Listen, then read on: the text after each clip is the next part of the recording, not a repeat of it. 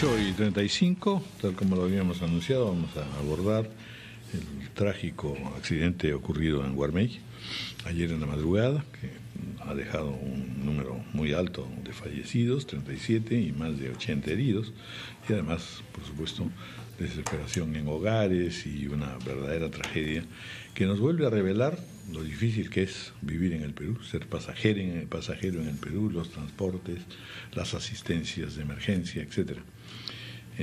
Vamos a conversar con el señor Nelson Chuy, que es el presidente del gobierno regional, Lima Provincias. Guarmey, como sabemos, pertenece a Lima, es allí donde se produjo este accidente. El señor Federico Batifora, consultor senior de National Safety Country, y el señor Alfonso Flores Mazzini, gerente general de la Fundación Transitemos. Lo escuchábamos fuera de micros a Alfonso Flores Mazzini para que nos contara un poco qué versión se tiene ya de cómo es que más o menos se produjo el accidente. Buenos días a los radioescuchas, lamentando la tragedia que una vez más enluta a las familias peruanas. La información preliminar que tenemos es que el conductor de uno de los buses de la empresa, tratando de sobrepasar otro vehículo en la vía. Que es la empresa Burga, ¿no? Murga Serrano. Tratando de sobrepasar un vehículo delante de él, un camión, que probablemente ni se enteró del accidente, probablemente por exceso de velocidad no pudo pasar el camión, cruza la berma central y se va al otro lado de la pista, porque es una autopista de doble sentido, ¿no? Y ahí es donde se choca frontalmente con el camión pesquero. Al momento queda atravesado lateralmente sobre la pista y es embestido por el convoy de dos buses que venían del otro lado, y lo agarra por el centro y lo parten dos, y la cadena posterior, ¿no? O sea, lamentable el accidente. Ahí hay varios factores, como puede ser que había neblina, para que hayan sido tantos y sucesivos los igualmente que han chocado, es que iban a una velocidad grande, ¿no? Considerando que en la madrugada generalmente pues no... Aún habiendo neblina y todo, justamente si uno va a la velocidad adecuada puede evitar el accidente, ¿no es cierto? O sea, digamos, si yo voy a la velocidad debida, tengo tiempo para hacer una maniobra evasiva, frenar o parar, pero digamos, tampoco voy a sobrepasar a un vehículo si no tengo visibilidad. Es decir, acá nuevamente se cumplen las estadísticas que dicen que el 80% de los accidentes son por falla humana. Imprudencia en este caso, pero los GPS, estamos hablando de la velocidad, y me dicen a mí que estos no eran informales, sino que estaban estos vehículos de transporte interprovincial de pasajeros con sus respectivos GPS. Sí. Eso se supone que permite un monitoreo y cuando lo tienen van a la velocidad regulada. Por eso que hay que esperar el informe final de Sutran, pero si el vehículo estaba haciendo una maniobra de sobrepaso, probablemente sí estaba acelerando, porque el reglamento les permite exceder la velocidad máxima, que es 90, por un espacio de 5 minutos. Es un estudio técnico que se ha elaborado, que determinó porque nos pidió Sutran hace un tiempo hacerlo. Lo hicimos con la Universidad Católica, y para que un vehículo pueda sobrepasar a otro necesita por lo menos 5 minutos. Ahora, sin exceder la velocidad, una velocidad razonable para sobrepasar. Probablemente en ese momento estaba por encima de la velocidad. La segunda pregunta naturalmente tiene que ver con que estamos hablando de una carretera que justamente tenía doble vía, en fin, no es un poco como la que ocurre en el sur, sobre todo en el tramo Pisco-Chincha. Sin embargo, también imagino que está particularmente sobrecargada, que ese es el tema que tenemos en casi todas las carreteras, sea que estén mejor habilitadas como parte de la carretera panamericana, como las que marchan al interior. Después vamos a hablar un poco del caso de Chosica. ¿Cuál es el análisis o el examen que podemos hacer de la situación de las carreteras en el Perú, teniendo en cuenta que no tenemos muchas otras alternativas de tránsito? Si hubiese ferrocarril y en fin los vuelos aéreos, que son bastante más caros, la gente de bajos ingresos pues no tiene cómo recurrir a ellos. Don Alfonso Flores Mazzini, bienvenido. ¿Qué puede comentarnos al respecto? Federico, perdón. Buenos días. Federico Batifora. Sí, a ver, tenemos carreteras que no son de primer nivel tecnológico, y eso estamos claros. El hecho de que sea ¿Eso por qué? ¿Por ahorro? Porque, somos subdesarrollados. Yo creo que varias cosas, ¿no? Se puede pensar de que cuestan menos, se puede pensar que de una carretera de confrontación pasamos a una autopista, estamos dando un paso enorme. Aún así, dijo Alfonso hace un momento, deben estar separadas, ¿no es cierto? El hecho que sean de ida y vuelta. No tenía Berman ni ese todavía no están terminadas, creo yo. En ese sector no está terminado.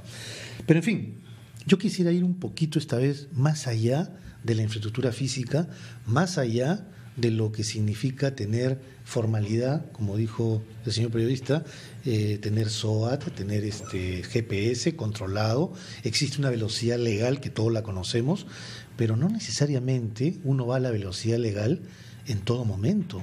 Eso ya depende de las condiciones de la carretera, y ahí entramos al factor humano, la formación del piloto. Saber manejar no quiere decir que sea un gran piloto. Saber operar el bus no quiere, pues manejan hace 20 años, probablemente 15 años. Hay otras condiciones, que es justamente lo que divulga la National Safety Council en el mundo entero, que es la capacidad del piloto, sobre todo en la conducción responsable. Tener técnicas que el conductor las asimila, las internaliza para saber qué hacer en determinados momentos. Bueno, eso es en la medida en que es altamente calificado, profesionalmente preparado para ello. Correcto. Y aquí viene mi sugerencia y mi recomendación. Yo creo que hay que aprovechar, digo yo, entre comillas, aprovechar esta gravísima situación que se repite cada 3 o 4 semanas para cambiar el paradigma a nivel de la autoridad máxima. Debemos, creo yo, que voltear los ojos hoy más que nunca a trabajar intensamente con el factor humano, desde los empresarios que manejan las empresas que transportan personas. Y las exigencias para obtener la licencia profesional, que ahora se las da una escuela de manejo. Correcto. Una escuela de manejo Ahí acreditada como un muchas. Problema muy serio, me decía la superintendenta, de que ellos han cerrado 66 escuelas. ¿Pero cuántas más hay? 100 y pico. Pero automáticamente presentan recursos de amparo. Y al ratito ya están operando otra vez en condiciones. Bueno, por eso, pues ahí hay... Fácilmente. Yo me acuerdo pero no se hace. Hace 2 años fuimos a hacer una visita de prospección a Chile. Nos entrevistamos con la directora de transporte del Ministerio de Transporte, y ella decía, y se reía: yo no entiendo qué hacen ustedes fiscalizando escuelas de choferes. El examen supremo es el examen de manejo. Si la escuela es buena, el piloto lo pasa. El problema es que en el Perú se regalan los brevetes. Sí, pues. El examen de manejo tiene que ser mucho más exigente. Es una situación gravísima. Ahí Pero la escuela misma es la que entrega. Continuemos hablando sobre el costo social, por un lado, que es muy grande, y en segundo lugar, hoy día se publica en Gestión lo que se pierde en accidentes de tránsito, dinero que pudiera haberse empleado precisamente para toda esta capacitación y supervisión de los transportistas. 3.000 millones de dólares se pierden en accidentes de tránsito al año. Ese es el costo enorme de dinero que en realidad estamos perdiendo. No se recupera más. Media línea de metro. ¿No? Bien, entonces, en general, lo que sabemos, porque claro, solamente cuando ocurren estos grandes accidentes es que estamos sentados en la mesa reuniéndonos, y seguramente también el ministro en un momento dado nos tranquilizará diciendo se están tomando las medidas, etcétera. Pero este descuido es constante. ¿Qué nos dice la experiencia al respecto? Es decir, ¿ha habido alguna autoridad que se puso, digamos, los pantalones y los anteojos para poder tomar decisiones? A la fecha no. ¿Se han creado algún organismo autónomo que tenga suficiente capacidad y decisión? Lo que pasa es que necesitamos enfocar el problema en 3 frentes, ¿no? Para la seguridad vial, de acuerdo a la Organización Mundial de la Salud y otros organismos internacionales, son vehículos seguros, carreteras seguras y usuarios seguros. En esos 3 rubros se tiene que trabajar simultáneamente. Yo agregaría una 4ª pata, que es la institucionalidad en el caso de peruano.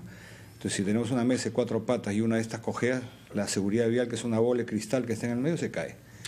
En el caso de vehículos seguros, sí se están tomando acciones ya por parte del Ministerio de Transportes y Comunicaciones, que es este clamor que teníamos nosotros desde hace años, que es la homologación vehicular.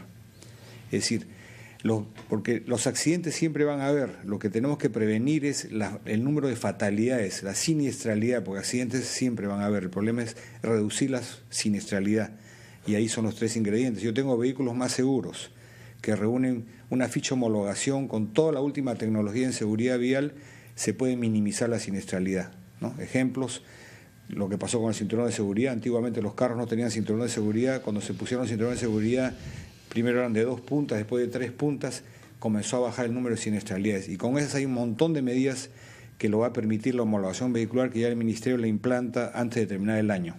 Por el lado de en el caso de las carreteras más seguras, lo dijo hace Federico, lamentablemente veo que es un concurso entre gobierno y gobierno quién hace más kilómetros de carreteras, pero hay que ver en qué condiciones se realizan, porque al tener una carretera asfaltada la velocidad aumenta, por lo tanto el riesgo de accidentes aumenta. No todo progreso es bueno. En el caso de tener conectado al país, sí, pero si en todo caso hay que dotarlo con los elementos de seguridad, como por ejemplo guardavías flexibles que evitan que los vehículos se desbarranquen, no se están implementando en el país. Un ejemplo, en el caso de conductores más seguros, hubo un proyecto de ley, me acuerdo Federico, lo promocionaste hace muchos años, que hacía obligatorio los cursos de seguridad vial desde los colegios, la secundaria, institutos, academias y universidades, so pena de no graduarse. Porque si queremos acortar la brecha en el déficit de cultura vial, necesitamos educar desde los niños hasta los adultos, que son los que conducen hoy día, pasando por programas de seguridad vial en las empresas que manejan flota. O sea, hay 3 frentes claros que trabajar y no se están trabajando en ninguno de ellos, salvo uno que ha empezado a hacer algo. Vamos a hacer una pausa y continuamos.